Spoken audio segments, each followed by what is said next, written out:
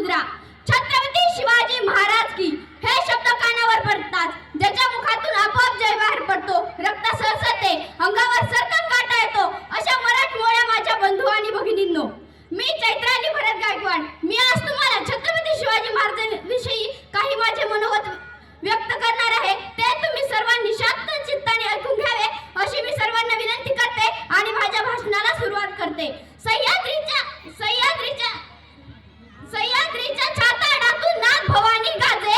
सह्याद्रीच्या छाताडातून नाग भवानी गाजे. काळजात राहती आमच्या, रक्तात वाहती राजे. काळजात राहती आमच्या, रक्तात वाहती राजे.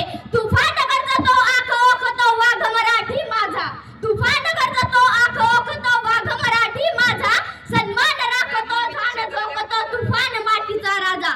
वाघाची चाल, गरुडाची नजर, स्त्रियांचा आदर आणि शत्रूचे मर्दन असेच असावे मावळ्यांचे वर्तन. हीच छत्रपती शिवाजी महाराजांची शिकवण. ताजमहाल जर प्रेमाची निशाणी आहे, ताजमहाल जर प्रेमाची निशाणी आहे, तर शिवनेरी किल्ला एका सिंहाची कहाणी आहे. एका सिंहाची कहाणी आहे. 365 लांबीची भिंत बांधायला 150 वर्ष लागे, परंतु छत्रपती शिवाजी महाराजांनी 50 वर्षाच्या कालावधीत जे किल्ले बांधले त्यांची एकंदरीत लांबी 4000 फूट इतकी भरेल. चीनच्या भिंतीला आम्ही जगातील आश्चर्य मानतो. मग हे काय आहे? नुसता गर्व नाही, अभिमान आहे आम्ही मराठी असल्याचा. ब्रिटिश लोक ओम या शब्दावर संशोधन करते की ओम बोलल्याने हृदयात कशी ऊर्जा निर्माण होते, परंतु मला असे वाटते खरे संशोधन छत्रपती शिवाजी महाराज या नावावर करायला हवे. कारण हे नाव घेताच अंगावर सरकन काटा येतो, अंगात एखादी वेगळीच ऊर्जा निर्माण होते. कुणी विचारलं तर ताटमान करून सांगा मराठी या शब्दाचा अर्थ काय. मरेपर्यंत राजांच्या सेवेत ठेवलेला जगदंब जगदंब. 12 महिने, 11 खेळाडू, 10 बोटे, 9 ग्रह, 8 दिशा, 7 आश्चर्य, 6 संवेदना, 5 महासागर, 4 वेद, 3 ऋतू, 2 डोळे आणि फक्त एक शुभा. मराठा वन में शिव, एकच राजे शिवराय माझे. सूर्यनारायणच जर उगवले नसते तर आकाशाचा रंगच समजला नसता. सूर्यनारायणच जर उगवले नसते तर आकाशाचा रंगच समजला नसता. खऱ्या अर्थाने छत्रपती शिवाजी महाराज जन्मले नसते तर खऱ्या अर्थाने हिंदू धर्माचा अर्थच समजला नसता. हिंदू धर्माचा अर्थच समजला नसता. हे प्रभु शिवा, जब बांधकर पगड़ी उठा के तलवार जब घोड़े पे सवार होते, तब झुकते अल्लाह के बंदे और कहते काश हम भी मराठा होते, काश हम भी मराठा होते. 19 फेब्रुवारी 1630 रोजी शिवनेरीवर एक तारा चमकला. जिजाऊच्या पोटी सिंह जन्मला. मानाचा मुद्रा करते छत्रपती शिवाजी महाराजांना, ज्यांनी मराठी मातीत भगवा झेंडा रोवला, ज्यांनी मराठी मातीत भगवा झेंडा रोवला. शिवरायांआधी अनेक राजे होऊन गेले, शिवरायांआधी अनेक राजे उदयास आले, परंतु सर्वात आदर्श राजा म्हणजे छत्रपती शिवाजी महाराज. हवा वेगाने नव्हती, हवेपेक्षाही त्यांचा वेग जास्त होता.